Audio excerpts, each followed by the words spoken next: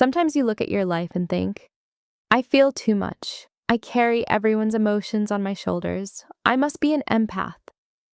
And then, in the next moment, you notice how much anger and bitterness has built up inside you, how strong the urge for revenge can be, how much you want the person who hurt you to finally feel the same pain. That's when another question appears. If I want revenge this badly, am I really an empath? Or am I just a wounded person hiding behind a beautiful word? Empathy today is highly romanticized. Being an empath is often presented as something almost mystical, a rare soul, extraordinary sensitivity, deep understanding of others.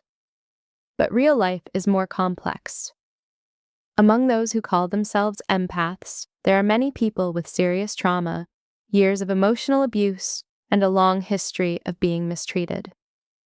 Their sensitivity is not only a gift, it is also a defense mechanism, and sometimes a tool for retaliation. In this video, we will look at 3 important roles: the empath, the victim, and the dark empath.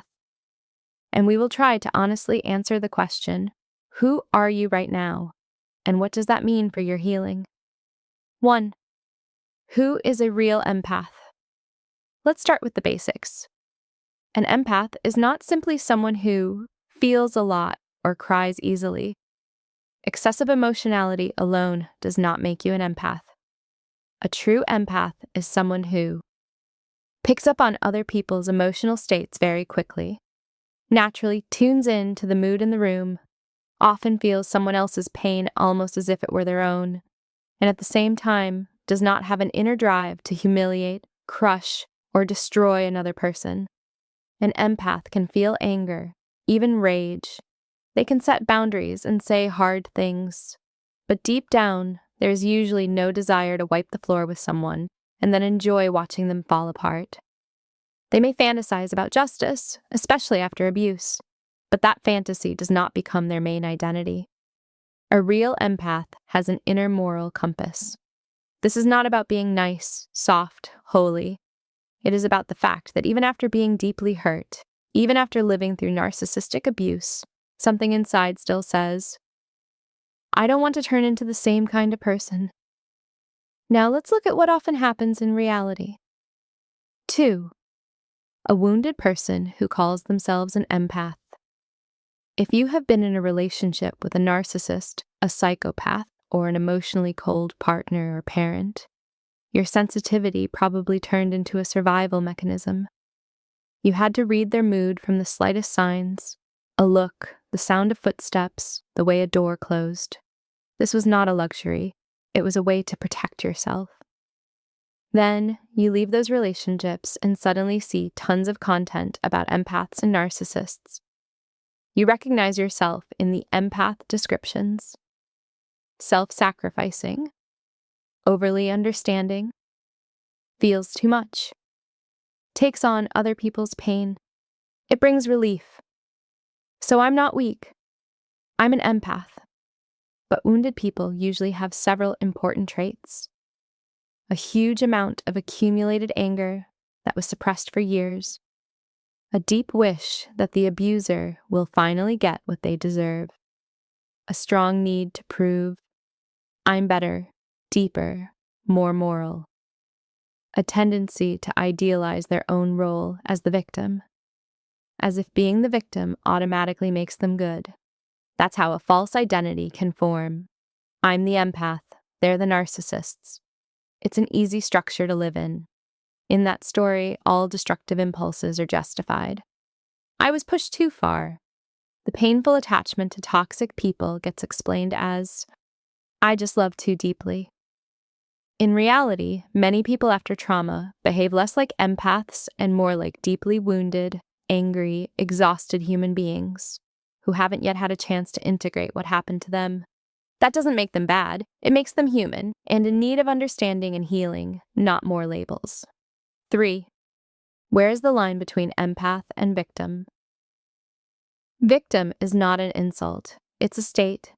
It describes a time in your life when you really were in a weaker position and someone misused their power, emotionally, physically, financially, psychologically. The problem starts when the victim state becomes your main identity, the lens through which you see everything. Then your inner narrative starts to sound like, I always attract narcissists. People always use me. Nothing good ever lasts for me. A person stuck in victim mode often constantly circles back to the past, retells the same story again and again, looks for validation that yes, it really was abuse, but rarely makes consistent changes in their patterns or boundaries.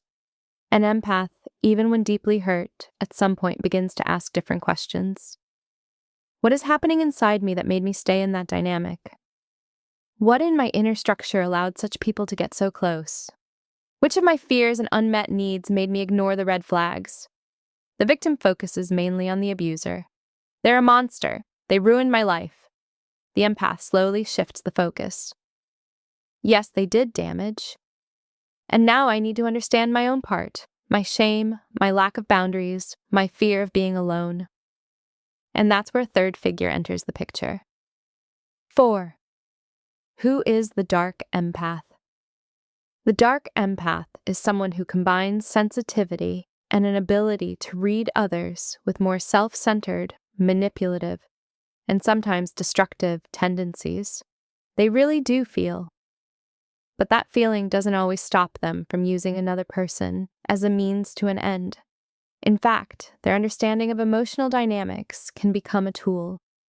For example, you know exactly which wound to press to make someone crumble, and you consciously use it when you're angry.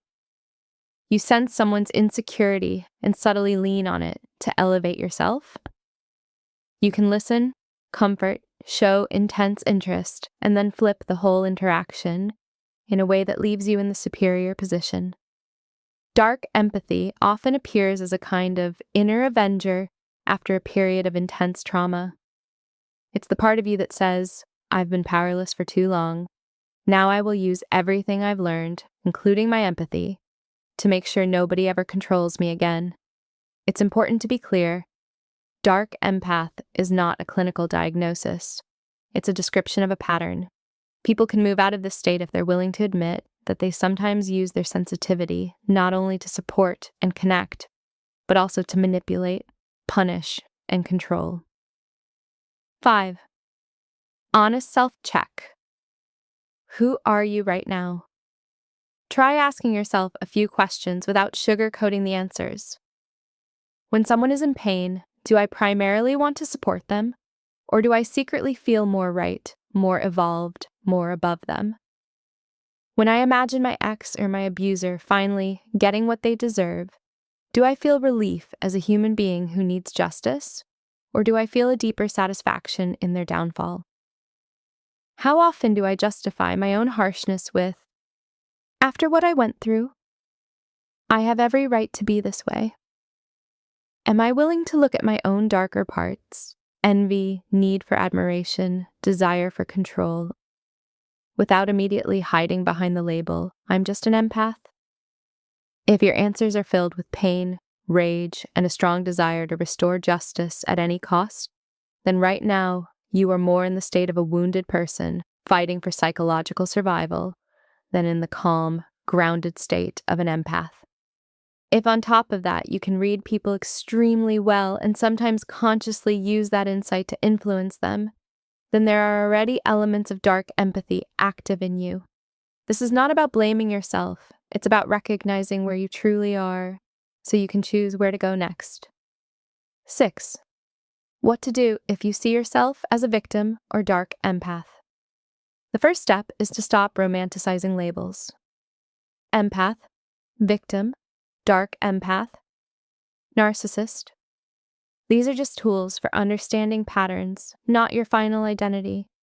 If you feel stuck in the victim role, acknowledge that what happened to you was unfair and painful, and at the same time gently ask, what makes me vulnerable?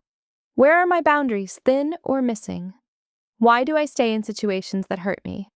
If you recognize traits of the dark empath in yourself, pay attention to the moments when you deliberately target other people's weak spots.